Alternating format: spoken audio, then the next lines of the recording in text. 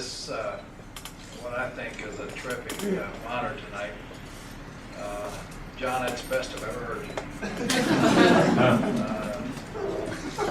I want to say to Lee Todd, who I've admired ever since he started his two businesses, and I think he's been a terrific president of the University of Kentucky.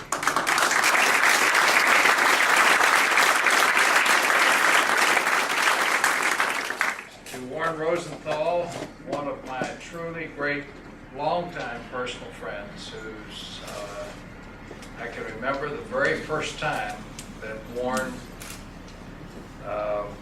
came after me for a project which had to do with Boy Scouts, and I had just started my business. This was 71 or 72, and so told him I didn't have time. So you'll have time. And from that point on, I've always had time to play golf with him.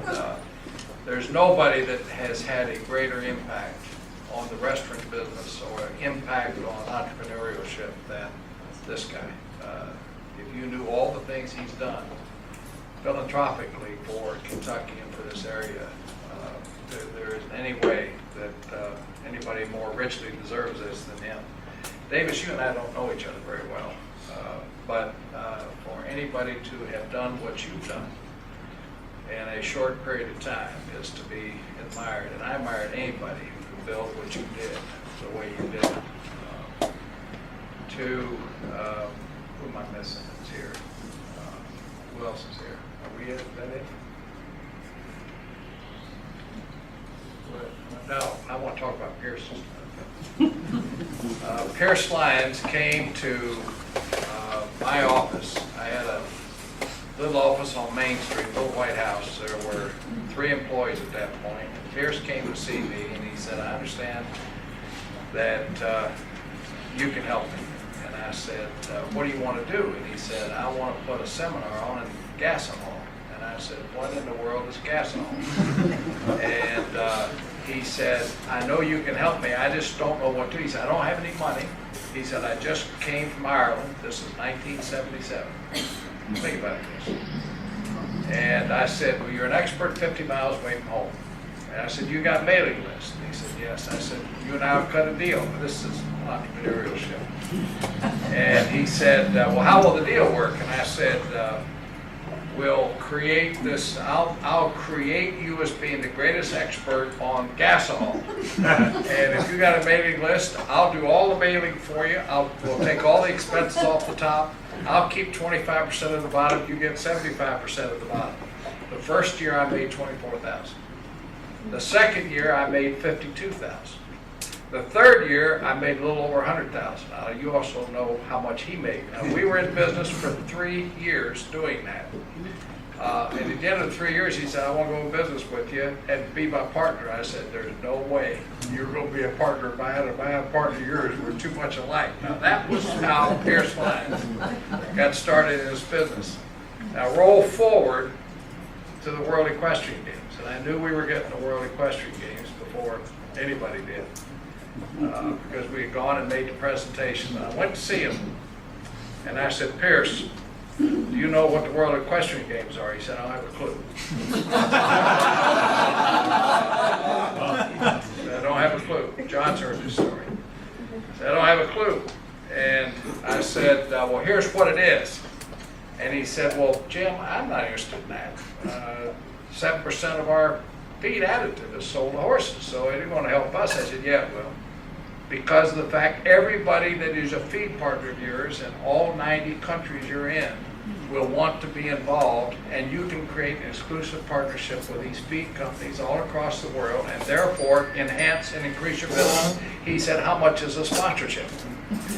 And I said, I had no, $5 million. He said, "How much is a presenting sponsorship?" And I said, "You don't want to be a presenting sponsor. You want the Toyota Games presented by Alltech." "Well, how much is a title sponsorship?" I said, $10 million. "I'll take it." And I said, without missing a beat, $200,000 a month between now and the time we open. Take the first 200 now, and you don't get the beer sponsorship. He said, "I'm not going to do it." I said, "We don't have a deal." "Okay, I'll take it." And he paid another $1 million for the beer sponsorship. Now, From that, he has added $40 million of revenue to his company as a result of this initial $10 million investment per year, not just $40 million as a result of this.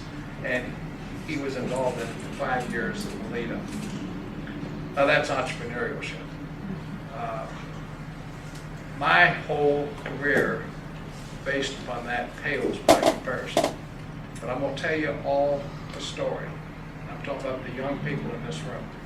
That you better have somebody that believes in you in order to be successful. If you don't have somebody that believes in you, it doesn't make any difference how great your ideas are. You better have somebody who believes in you. Let me tell you who believed in me. I had just run for lieutenant governor of this state and got my butt beat, fortunately. I had $107 in my pocket. I owed $76,887 for the campaign. $75,000 plus interest. I had, to anybody else, no hope. All right? Had $107 in my pocket. Had no job, had no income, had 2 car payments, house payment, and no income. So I went, there's a little barber shop up here on Main Street, Ray's Barber Shop, right across from Clay High School. And I went in and sat down in the barber shop in a chair. And the barber said, "I'll bet you need some help." I said, "Do I ever?" And he said, "There's a vacant space up over top that's an apartment." And he said, "I'll let you have that for 30 days and with no rent. Can I use your phone?" Because I didn't want to take a deposit on the phone. So that phone, the pay phone, and within 4 days, I got my first call. It was from the county judge and the mayor, and they said, "We want you to be the first executive director of the Tourist and Convention Commission." I said, "How much does it pay?" I said, $18,000 a year. Do I get a car? Yep. Do I get an office? Yep. Do I get a secretary? Yep. You can hire my company. What company? Well, the company I'm going to form. And I said, "It'll first retainer be $1,500 a month. And I'll provide the office space. I'll provide the secretary. I'll provide everything else. And give me a 6-month contract. And if you're not satisfied with it at the end of 6 months, then now." That's how my company got started. I took that $1,500 and I took it down to Jake Graves, the Second National Bank. He was my banker. And I walk into Jake, and anybody here that knows him, he had those lace-top boots and a stick pin and chewing tobacco in a spit tube beside his desk. And I walked in his office, and I said, and before I could open my mouth, he said, "I know how much you owe me." And I said, "But Jake, I just got my first client." "Your first client doing what?" And I told him what had just happened. He opened his desk drawer. Listen to this now. He opened his desk drawer, and he had a bank book, a deposit book with carpet paper in it. And he cleaned all that deposit book out, and he said, "What's your account number?" "I don't know." He said he filled it out for $10,000. And he said, "I believe you're going to make it." And he said, "Here's $10,000. No interest due for 6 months, but I want one commitment from you.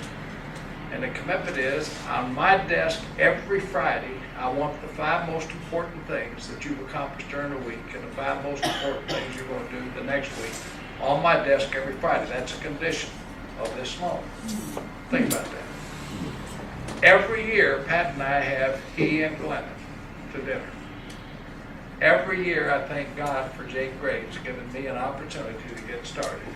That's how my business got started, because somebody believed in me. And every one of you that are entrepreneurs have had somebody believe in you, whether it's Bill Young, whoever it might have been. Lee, I don't know who it was for you, but every one of us has had somebody believe in us in order to succeed. You won't do it on your own.